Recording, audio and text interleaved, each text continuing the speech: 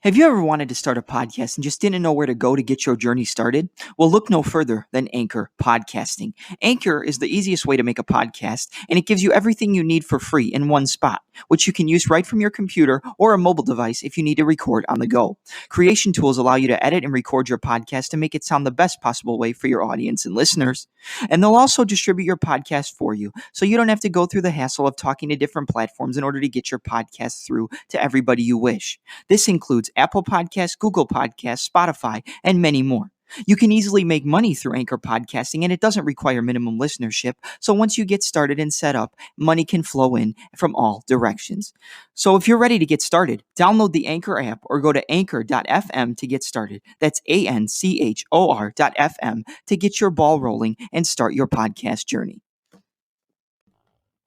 You're listening to the Touch 'em Up podcast. I'm your host, Double M, and on today's episode, we're going to be breaking down UFC Brasilia with a main event bout in the lightweight division between the Motown Phenom, Kevin Lee, and Charles "Du Bronx" Oliveira, as well as giving you my reaction to WWE Elimination Chamber 2020 and some fight announcements along the way as well, including the return of the Dominator, Dominic Cruz, the best 135-pound fighter on the planet.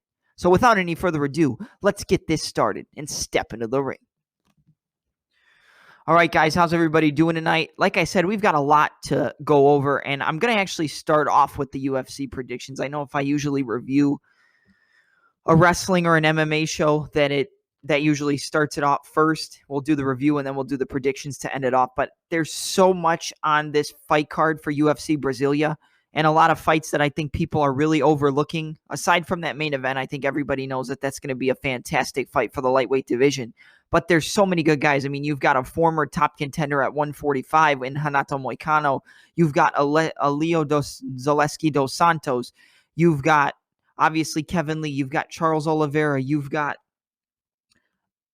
who is it? Who else? I mean, there's Amanda Ribas. You've got Brandon Moreno versus Jussier Formiga, which is a fantastic fight and might give you your next number one contender for the flyweight division. I mean, you've got guys like John Makdessi. You've got Johnny Walker returning after losing to Corey Anderson at UFC 244. I mean, just fantastic. You've got Damian Maia, one of the best Brazilian Jiu-Jitsu artists in MMA, one of the best Brazilian Jiu-Jitsu artists of all time, going up against Gilbert Burns, who's a surging contender in that welterweight division. There's just so much. I mean, a ton of stuff to go over. So we're going to start it off with the prelims. And the first one, I mentioned him. That was one of the first fighters' names I mentioned. It's in the welterweight division. We've got Alexi Zaleski dos Santos, who's 21-6 in MMA, going up against Alexi Cohen-Chang, who's 20-1 overall in professional mixed martial arts. Now, when you look at the records, I mean, obviously, you know, Alexi Cohen-Chang has the better record. He's only lost once. He's won 20 fights. But when you look at a guy like Leo Zaleski dos Santos, I mean, he's technical. He throws wild stuff. He's knocked out people with flying knees, where he hurt him with a flying knee and then use some ground and pound to get the finish. He's knocked people out with spinning back kicks, spinning hook kicks.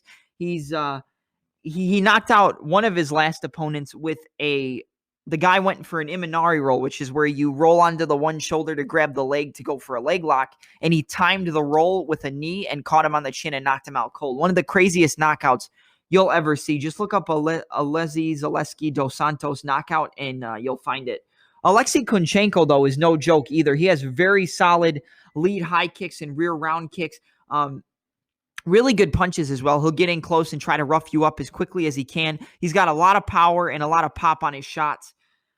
If I got to pick a winner for this fight, I know Alexi Cohen-Chang has the better record, but I got to go with Alexi Zaleski dos Santos. I mean, I just think he's got more weapons. I don't know if he has more power. I would probably give the power advantage to Alexi Cohen-Chang, but I just think that Zaleski dos Santos has fought the better competition. I think that he's more technical and he's able to finish the fights in more spots than Alexi Cohen-Chang, but it could really go either way. This fight's a coin flip, and I would not be surprised either way that it goes. But I'm going to pick Alexi Zaleski dos Santos to get the win we'll go second round knockout. Up next in the women's strawweight division, we have Amanda Ribas, who's 8-1 in professional mixed martial arts, going up against Randa Marcos, who's 10-7 and 1 no contest. This is a great fight as well, but it's more of, I feel like this fight, they're kind of feeding Ronda Marcos to the wolves. She's got some decent wins in the UFC, but whenever she fights, top level contenders in that strawweight division, she seems to get outclassed. And I think Amanda Ribas is just better everywhere in this fight, anywhere this fight goes. I know that Randa Marcos has trained out of TriStar. I mean, obviously, you've got guys like George St. Pierre. Now you have Kevin Lee, who we'll talk about when we get to the main event. You've got Rory McDonald. You've got so many people moving over to TriStar. I mean, you've got top level after top level after top level fighter and world champions. It's probably one of the best gyms in all of mixed martial arts all the way around. But if I got to pick a winner, like I said, I got to go with Amanda Ribas. I think that she has bigger pop in her shots on the feet. I think her grappling is better. I think she will shine in the grappling against Ronda Marcos. Even though that's her wheelhouse, Marcos is pretty good on the ground and she has decent striking. Her jab's pretty good, but anybody who trains out of TriStar Gym is going to have a little bit of pop in their jab. And that's one of the best shots that people from TriStar Gym throw, is that jab. So I expect her to land that jab or try to set up some takedowns. But I think Ribas is just too technical, too power, and she's also wild. She is technical and she's good on the ground and able to get submissions, but she's also not afraid to get into a firefight and throw just heavy, heavy shots. So I think Ribas is going to stun her on the feet, take her back, and get a submission. We'll go first round. I think she's going to run through her. I think Amanda Ribas is good for that strawweight division. It's just another top contender who can run through the division. Strawweight has really been built up. The women's divisions have been building up lately. I mean, obviously 145, you don't really have a division, but the strawweight and the women's bantamweight divisions have been building up slow and steady over the past few, years. Up next, the main event of the prelims in the flyweight division. This could be the winner. The winner of this fight could definitely get the next title shot against Jussier, or I want to say Jussier Formiga, but he's actually in this fight against Davison Figueiredo. I know Figueiredo did not win the championship because he missed weight by, I believe, 2.5 pounds.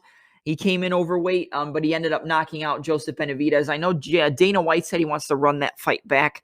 I don't think that's a good idea. I think the winner of this fight or the winner of another fight, which got announced for another card down the line, which we'll explain pretty soon, should get the next title shot and fight fight Davison Figueiredo for the championship.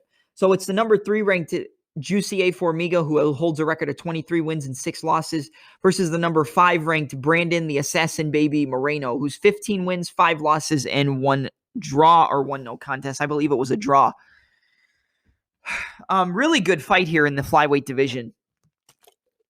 Really, really solid fight. You look at a guy like Jussier Formiga. He has gotten knockouts. He landed a spinning back fist on Ben Wynn, which he then jumped on him to try to get the finish and then ended up taking his back for a rear naked choke.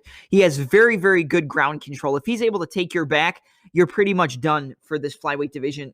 I believe he has a submission win over Davison Figueiredo, and then Joseph Benavidez ended up getting a finish over him. But he is one of the top guys in that flyweight division, on the cusp of a title shot with a number 3 ranking. But Brandon the Assassin Baby Moreno is fantastic. He was in the UFC. He lost a couple fights. They put him out of the UFC, and then they brought him back. And when he came back, he really just went off and looked great. He had a fantastic showing against Sergio Pettis. He did lose that fight, but early on in the fight, he was able to take his back, get control, and control Sergio Pettis for the entirety of that first round. But you look at his last fight, Brandon Moreno has a win over Kai Kara-France from UFC 245.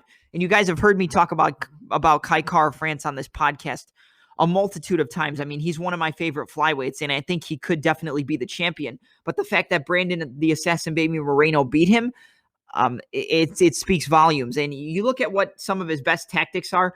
He likes to fight with his hands down and kind of lull you, kind of trick you, put his hands out in front of him and be like, come on, hit me. And then he'll try to move and slip your shots. And his hands are always down. He never really has his hands up. He'll put up that rear hand a little bit to block kicks, but usually his hands are always down. And he tries to step in and throw that looping left hook over the top as you come in. But his best shot are his body kicks and his high kicks, and mainly from his lead left side. He'll trick you up. He'll get you to throw a combination, throw that left hook over the top. He'll get you to come in. He'll go jab, cross, lead, kick to the body, jab, cross, lead, high kick. He'll go cross, switch his feet, and go lead, high kick. He'll go jab, cross, rear, high kick. His kicks are the best part of Brandon Moreno's game, and his jab. He was busting up Kai Kara-France with that jab. Every time Kai Kara-France would try to come in towards that second and third round, because I did end up giving the first round to Kai Kara-France in their fight at 245, he was just popping him with that jab. Just pop, pop, pop, busting up the nose. I think he's going to be able to pop that jab in Jussier Formiga's face and hurt him, keep him off of him, and that's going to stop him from being able to get in close to shoot the takedowns, get on the hips and get the takedowns and take the back. If it does go to the ground, I give an advantage to Jussier Formiga, but he has to look out for the guillotines of Brandon the Assassin Baby Moreno. Because if he shoots a sloppy takedown, which it's hard when you've got such a decorated jiu-jitsu artist like Jussier Formiga for him to shoot a salty or like a sloppy takedown. But if he continues to get popped and put on, and the pressure gets put on by Brandon Moreno, which is probably what's going to happen. He might shoot a bad takedown. Brandon Moreno is going to try to grab that neck, go palm to palm with that guillotine, and wrap his legs around, and he might be able to finish him with that guillotine. That's a stretch because of how good of a jiu-jitsu artist Formiga is. But like I said, I think the variety, I think the awkwardness of Brandon Moreno and the conditioning. He does not get tired in any of his fights, and I think it's going to carry him to a win. I'm going to go Brandon, the Assassin Baby Moreno, to actually get the finish. I think it'll be a close first round. I think in the second round, Moreno's going to really pick it up and pick up on the rhythm of Jussier Formiga. That's one thing he's very good at, is picking up on the rhythm, and I think that he'll be able to get the finish in the third round via a TKO. If not, it'll be a decision. But I'm going to go third round TKO for the Assassin Baby Brandon Moreno. And definitely watch this fight, because his last fight was one of my favorite fights of the year between him and Kai Kara-France. Let's see. Up next, we're going to move to the main card, and this is a stacked main card. This fight night is absolutely fantastic, and if you want to know where it takes place at, it's actually UFC Fight Night 170 on ESPN+, and it's going to be in the Ginásio Nilson Nelson Arena in Brazil. Up next, so first off, let's start on the main card. We've got a lightweight bout between two guys who have been in the UFC for a very long time.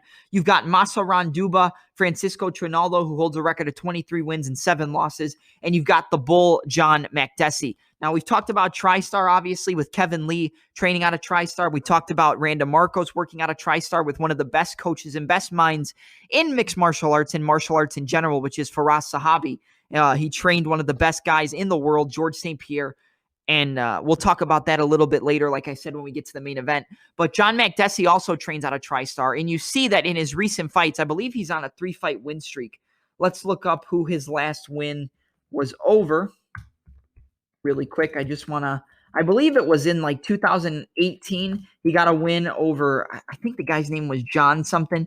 Jesus Pinedo, he got a decision win back in March of 2019. He got a win over Ross Pearson via decision in 2018 at UFC on Fox 30. He got a win over Abel Trujillo in 2017 at UFC on Fox 26.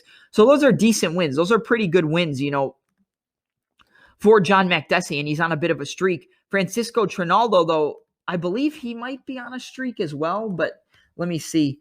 Francisco Trinaldo, let's see who he fought last. So he beat Bobby Green via decision on November 16th, 2019. He lost to Alexander Hernandez via decision. I believe it was a 30-27, and a lot of people didn't agree with that. Some people thought that Trinaldo won the fight.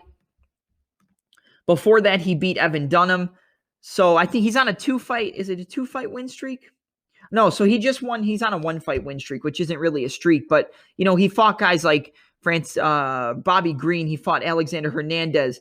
He fought Paul Felder and got a finish over Paul Felder, I believe. Fought Evan Dunham. Fought James Vick. Who else? Jim Miller. Fought Kevin Lee. He's fought really, really good guys.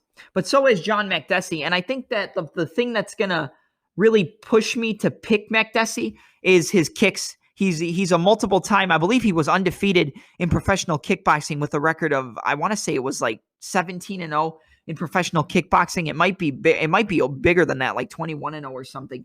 But he was undefeated in pro kickboxing, so his leg kicks, his high kicks, and his body kicks are going to be on point.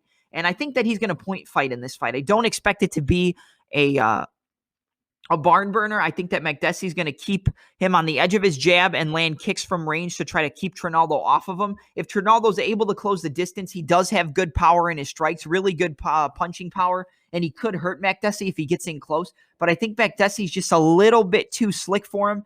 And, his record doesn't say it because it's 17-6, but he's training out of TriStar, and the jab and the game plan is going to be on point. So I'm going to go with Makdessi, but that's a really close fight. Up next in the light heavyweight division, we have the return of Johnny Walker, who's ranked number 11 in the division with a record of 17 wins and 3 losses, going up against Nikita Krylov, who's 26-6 overall. This is a tough fight, a really, really tough fight. Johnny Walker was looking to be the next guy to be fighting for John Jones for the title if he was to get past Corey Anderson at UFC 244. And I think a lot of people were writing off Corey Anderson in that fight, including myself. I thought Johnny Walker was going to knock him out in the first round. But that's not what happened. Walker just kind of was playing his little fake and feint, move in, move out, move side to side, and kind of playing games with him. And he played a little bit too much games, a little bit too many, and got hit with an overhand right, which cracked him. He tried to counter. I believe Corey Anderson ran in. He tried to counter with a straight left hand. It missed. Anderson pushed forward. Boom, boom, boom. Power in that right hand, and ended up finishing him in the first round. So that was a big hit for Johnny Walker, but he's still 17-3 overall in professional mixed martial arts. And Nikita Krylov is 26-6. Krylov has a very good jiu-jitsu game. Krylov is able to, you see what he did against Ovin St. Peru, I believe, which was at UFC, was it UFC 2? Let's see, Nikita Krylov. So he lost to Glover Teixeira in his last fight via decision at UFC Fight Night 158. He beat Ovin St. Peru by submission at UFC 236. I believe he locked up a rear naked choke. Ovin St. Peru has fallen victim to that many times in his career with that rear naked choke. He lost to Jan Blachowicz via submission. So his ground game isn't the best, but it's really good, and his top pressure and his wrestling is good for that light heavyweight division. He lost to Misha Serkinov via submission, and then he knocked out Ed Herman and got a submission over Francisco Barrasso.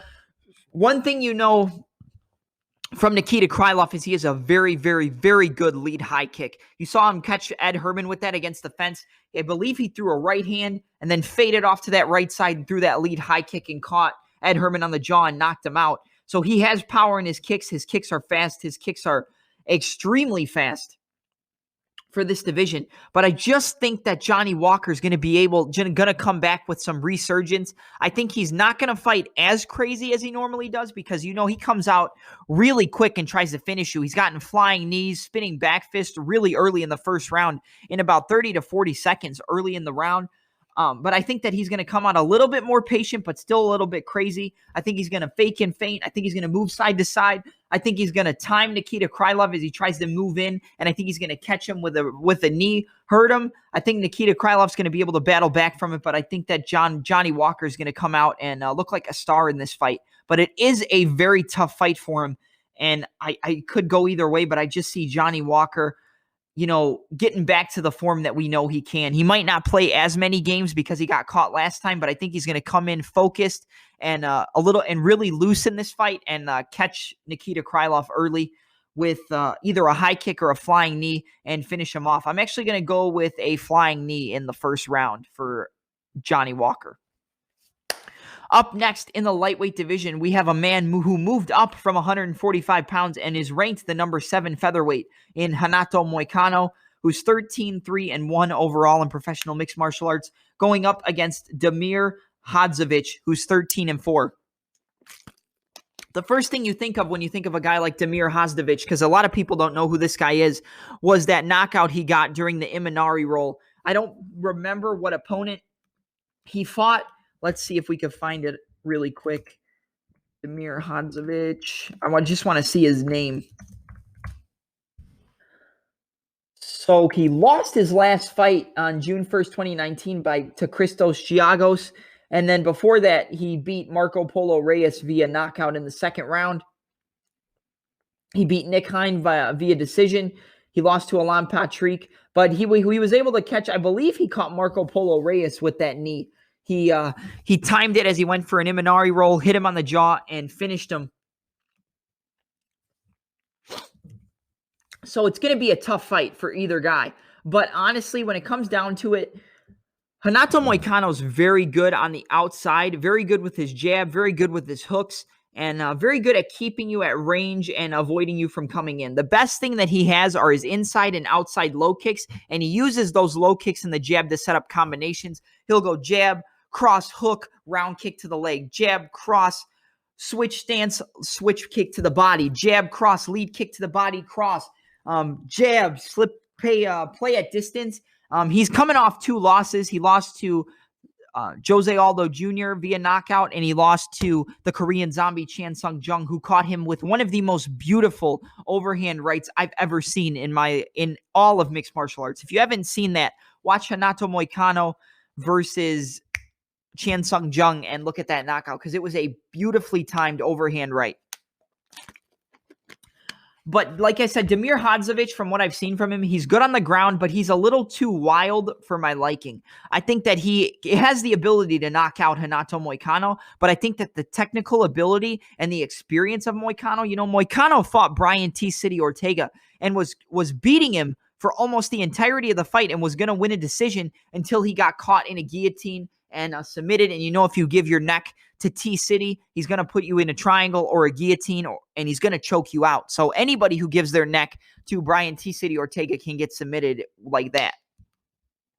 But yeah, I got to go with Moicano. Like I said, I think he's going to be able to keep Hadzovic at distance. I think the wildness and a little bit brawling style of Damir Hadzovic, he is technical and he does have good technique, but I think he likes to get into a fist fight, and Renato Moicano does not play that. I think that's going to play right into the game of Moicano. He's going to pick him apart with that jab at range, land inside and outside low kicks to try to stop Hadzovic from coming in and have the ability to push off on his feet to get the power. If you take out the legs, the power is not going to be there because it's going to be hard for you to push off and plant that foot. So I think I expect to see a little bit of a similar approach to how he fought Kelvin Kattar at UFC 223 and attack the inside, attack the outside low kicks, and attack with kicks to the body and use that jab and cruise to a decision. I'm going to go with Renato Moicano to get the win in his UFC lightweight debut via unanimous decision. Up next, we move to the co-main event in the welterweight division. We've got the number 5 ranked Damian Maia, the jiu-jitsu ace, versus the number 12 ranked Gilbert Durinho Burns, who's 16-3 overall in mixed martial arts. Damian Maia is 27-9. Here's the thing. Damian Maia has more experience, obviously, and he's better on the ground. But you got to think, Gilbert Burns is a multiple-time jiu-jitsu world champion. I believe he's won at least 3, 4, 5 championships in Brazilian jiu-jitsu grappling, a black belt in jiu-jitsu, so he knows his way around the ground. Damian Maia obviously is one of the best to ever do it on the ground, and if he gets you on the ground, that's his wheelhouse, and his top control is great. But I think Gilbert Burns is more well-rounded overall. If it stays on the feet, Gilbert Burns will knock out Damian Maia. He has vicious power in his punches, really good kicks to the body and kicks up top to the head, and just vicious power. If he lands that overhand right on you, he could put you to sleep like that. And I think he has the ability to not worry about the takedown from Damian Maia. If I expect Damian Maia to try to get a takedown in this fight, I would expect him to either try to get a body lock and work against the fence to try to climb up the back of Gilbert Durinho Burns, or to go for a single leg and then sit back with the underhook and get into a half guard position. That's where Damian Maia does some of his best works and his best sweeps to get on top and control you, is from that half guard position. So I just think that Gilbert Burns has too much power and he's on a streak right now. Obviously, Maia's on a streak. He's coming off a huge win over Ben Askren via submission, which is huge because Ben Askren is one of the best wrestlers in ever, to come into the sport of mixed martial arts. But here's the thing. I think that the jiu-jitsu favors Maia a little bit, but just slightly. But the striking and on the feet and in the clinch, I think it favors Gilbert Burns. I think Gilbert Burns is too powerful, and I think Damian Maia is coming towards the end of his career. We've said that a bunch of times about Maia, and then he ends up coming back to win. So I could be, biting off a little bit more than I could chew with this prediction. But like I said, I think Burns has more power. He's slicker on the feet. He has a lot of pop and quick hands. I think quick hands is going to be trouble for Damian Maia because of the pop. He's not going to have sloppy strikes to look at. It's going to be pop, pop, pop, pop, pop, pop, pop. And I think that that's going to piece up Damian Maia. And I'm going to go with Gilbert Burns to actually finish Damian Maia with an overhand right and knock him stiff.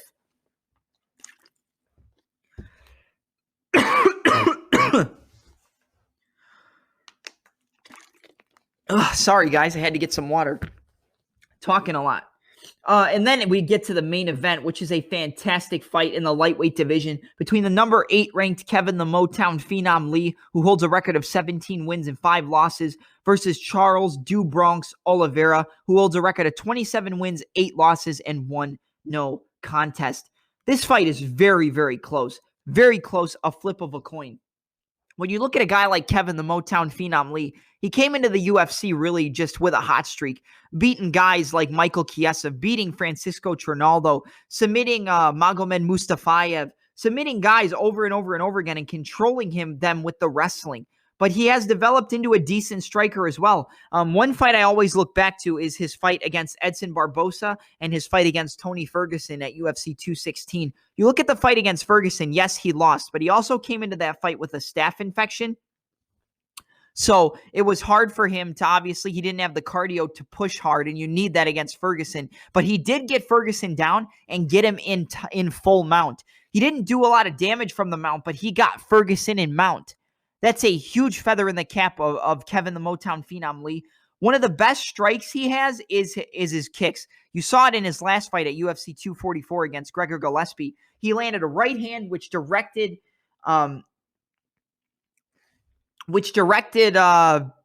Gregor Gillespie to the left, and then he switched and threw a lead high kick and knocked Gregor Gillespie out cold. One of the most vicious high kick knockouts I've ever seen in mixed martial arts, and he's training out of TriStar Gym. He made the necessary changes to move to one of the best gyms in the world in TriStar. He trains with guys like George St. Pierre on a daily basis, and all the guys I mentioned earlier, because we have a few people from TriStar on this card.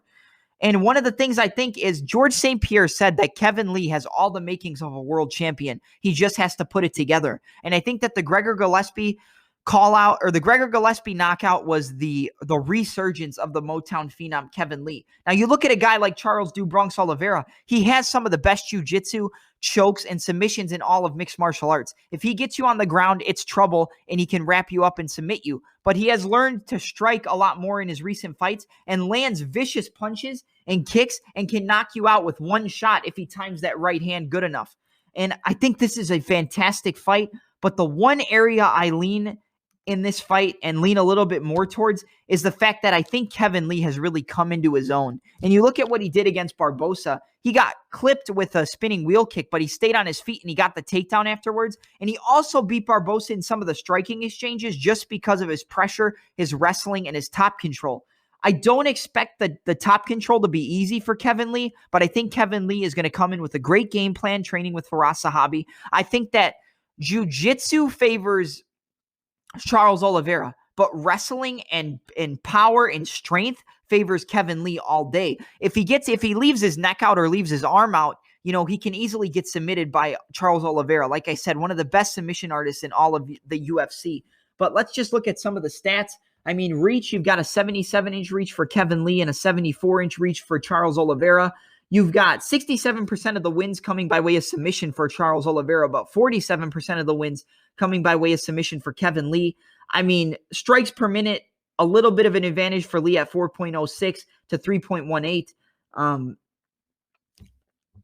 Absorbed per minute, pretty close, 3.18 for Kevin the Motown Phenom Lee and 3.01 for Charles "Do Bronx" Oliveira. In the grappling, the takedown average is 3.1 for Kevin Lee and 2.8 for Charles "Do Bronx" Oliveira. So each of these guys can take you down, and they'll look for the takedown in a split second. There's going to be a lot of wrestling exchanges, and they could really go either way. Takedown defense, it's an 80% defense for Kevin Lee and a 58% defense for Charles Oliveira. But like I said, he likes to welcome the grappling. He likes to try to be on his back and try to get submissions.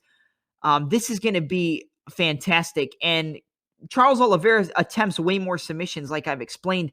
2.8 submissions per 15 minutes on average for Charles Oliveira, but 0.98 for Kevin Lee. He likes to control you on the top and go for ground and pound and then set up a submission. But I think the strength of Kevin Lee, I think the game plan that Firas Zahabi is going to come up with, I think he's going to use that jab, try to keep him at range and be calmer in exchanges, not really try to brawl as much and just be calm. I think he might stuff a few takedowns from Oliveira. But yeah, I got to go with Kevin Lee, and I'm going to go with a finish. I think he's going to knock out Charles do Bronx Oliveira in the third round. You know what? No, I'm going to go out on a limb. I'm going to go second round knockout. I think it'll be close in the first round, but I think that Kevin Lee's striking is just going to be that little bit above Charles Oliveira. I think he's going to pick him apart. I think he's going to land that lead high kick again or a rear high kick, stun him, and finish him. I think that that's the thing. He has really, really solid kicks. You saw it against Gillespie. You saw it against Tony Ferguson. You saw it against Barbosa. And I think we see the same thing here. I think he sets up a high kick and knocks out Charles do Bronx Oliveira in the second round. All right, guys, I'll catch you on the second part for WWE and some UFC fight announcements.